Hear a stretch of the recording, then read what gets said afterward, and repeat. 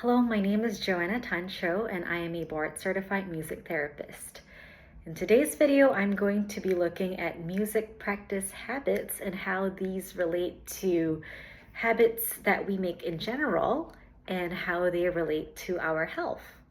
Now, we've all maybe heard the saying that practice makes perfect, but is this always the case? Is there any type of practice that doesn't make us perfect and that might even hinder our progress and negatively impact our health? And when I talk about health, that could be your physical health, it could also be mental health. And today I'll say there definitely is. And in music, at least, there are some types of practice habits that are unhealthy. And in the same way, when we think about these, we can try and avoid these types of habits in life. So one type of practice that is unhealthy and unhelpful is long and uninterrupted practice. I may see a long piece of sheet music and then try and do that again and again and again. And if it's long and uninterrupted, it's most likely, first of all, that I've reached my peak, and that there's just diminishing returns where I'm not even probably getting it right, and that it's getting worse, and that just my memory and my coordination are not working. And so that's where it gets to be bad. And when we think about habits in life, we want to be able to create habits that are smaller and achievable. So for example, if you're making a habit of going to the gym or waking up early, we don't want to suddenly jump from 0 to 100. We want to, be able to split these up into shorter and more achievable spurts, or maybe shorter and more achievable targets that we're making.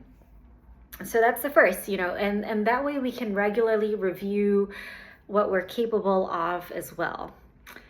Now, the second thing that is really unhealthy in music practice is ignoring physical discomfort. And with the harp, it sounds beautiful, it's graceful and all that, but the strings actually have a lot of tension. And good practice will involve, kind of bending the strings, playing not just really loud, but playing strong. And that is great, but that can cause, if it's too much at once, it can cause blistering, and it can cause some people, not just harpists, but other instrumentalists, can develop carpal tunnel syndrome and other types of physical ailments from practice. And that's not to say that it always happens, but we have to be careful and to listen to our bodies.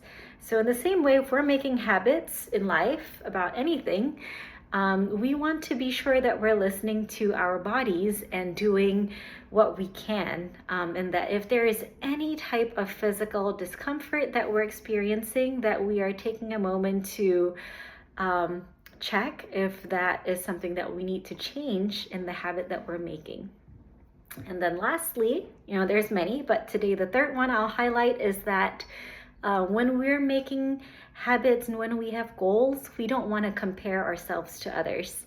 And so I make personal goals for my practice, and I'm not going to look at another harpist and say, wow, they've done so much in 1 week.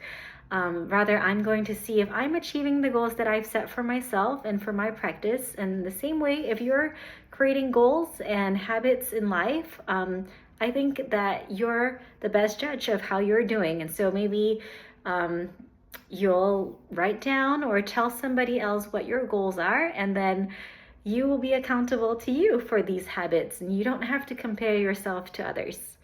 So thank you for joining me today, and please join me for another video on healthy practice habits in music and how they relate to healthy practice habits in life. See you.